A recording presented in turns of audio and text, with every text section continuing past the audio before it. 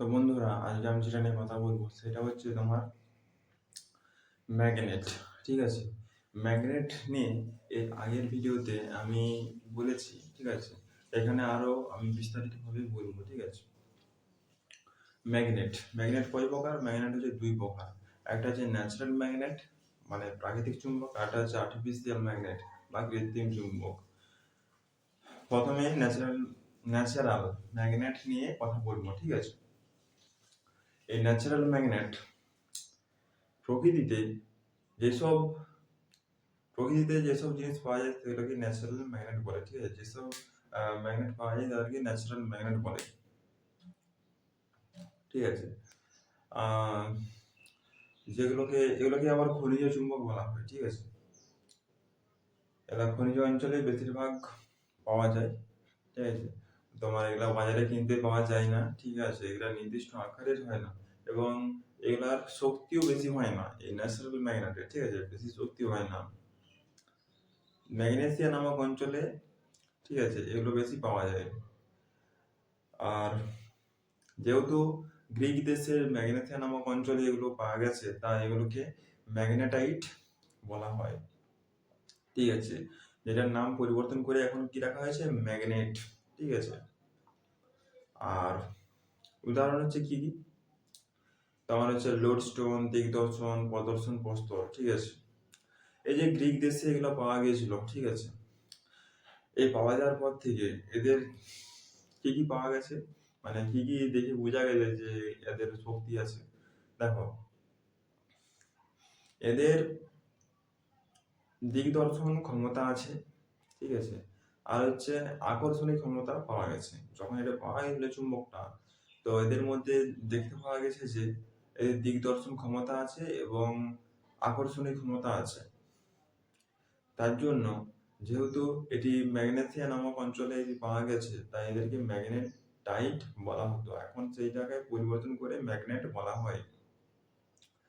তারপরে যে জিনিসটার কথা বলবো সেটা হচ্ছে আর্টিফিশিয়াল ম্যাগনেট। ঠিক আছে, আর্টিফিশিয়াল ম্যাগনেট কত প্রকার? আর্টিফিশিয়াল ম্যাগনেট আবার দুই প্রকার। ঠিক আছে, প্রথমে জেনে নেবো আর্টিফিশিয়াল ম্যাগনেট কোনগুলো। ঠিক আছে, needle magnet, horseshoe magnet, bar magnet, আর হচ্ছে বল এন্ডেড ম্যাগনেট। তোমরা গুগলে সার্চ করলে এগুলা পেয়ে যাবে। ঠিক আছে, বা ইউটিউবে সার্চ করলে তোমরা এটা দেখতে পাবে যে বল এন্ডেড ম্যাগনেট কাকে বলে, হর্সু ম্যাগনেট, বার ম্যাগনেট। ঠিক আছে, তারপরে বলপিন বলপিন ম্যাগনেট। ঠিক আছে, এগুলো তোমরা গুগলে বা ইউটিউবে সার্চ করলে তোমরা এগুলো পেয়ে যাবে। তো এগুলো হচ্ছে আর্টিফিশিয়াল ম্যাগনেট, মানুষ এগুলোকে বানিয়েছে। ঠিক আছে, মানুষের দ্বারা এগুলো বানানো হয়েছে। এগুলো কি দ্বারা বানানো হয়েছে? না, তোমার ম্যাগনেটকেই ওরা নিজেরা নিজেদের মতো করে বানিয়েছে। তাহলে ম্যাগনেট, এই আর্টিফিশিয়াল ম্যাগনেট হয় দুই প্রকার। একটা আছে টেম্পোরারি ম্যাগনেট এবং একটা আছে পার্মানেন্ট ম্যাগনেট। এক নম্বর হচ্ছে পার্মানেন্ট ম্যাগনেট এবং একটা হচ্ছে temporary magnet or electromagnet. Permanent magnet কোনগুলো? পার্মানেন্ট ম্যাগনেট ওই যে মানুষ যেগুলো বানিয়েছে। ঠিক আছে, ওগুলো আছে পার্মানেন্ট ম্যাগনেট। আর বললাম আমি বল বলপিন ম্যাগনেট। ঠিক আছে, তারপর হর্সু ম্যাগনেট, তারপরে বার ম্যাগনেট, বল এন্ডেড ম্যাগনেট, এগুলো সব হচ্ছে তোমার পার্মানেন্ট ম্যাগনেট।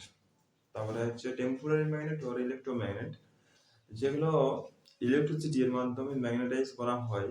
আবার যখন ইলেকট্রিসিটি বন্ধ করে দেওয়া হয় তখন সেটা ডিম্যাগনেটাইজ হয়ে যায়, তখন তার ম্যাগনেটাইজ প্রপার্টি তার থাকে না। সেটাকে হচ্ছে তোমার টেম্পোরারি ম্যাগনেট বা ইলেকট্রোম্যাগনেট বলা হয়। আমাদের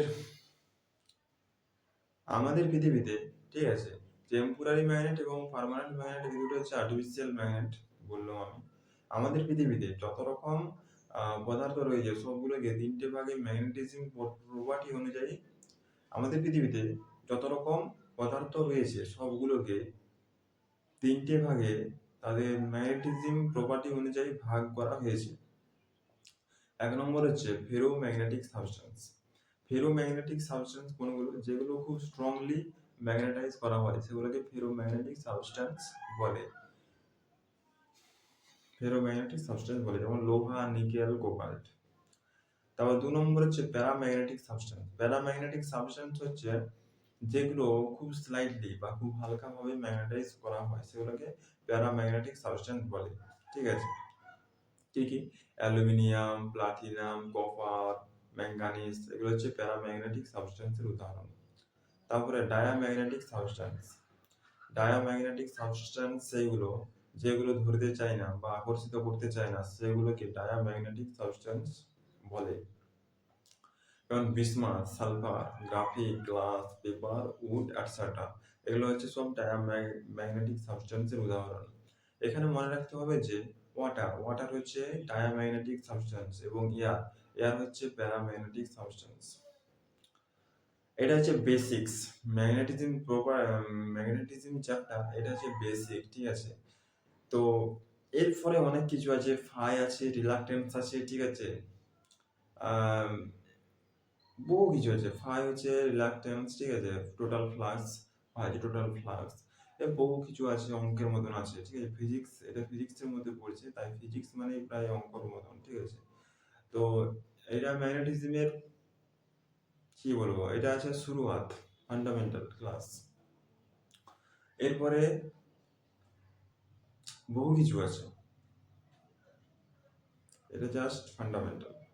তো আশা করছি তোমরা বুঝতে পেরেছো। না বুঝতে পারলে আরেকবার রিপিট করে দেখো। ঠিক আছে? তো আজ এ পর্যন্ত। Good bye.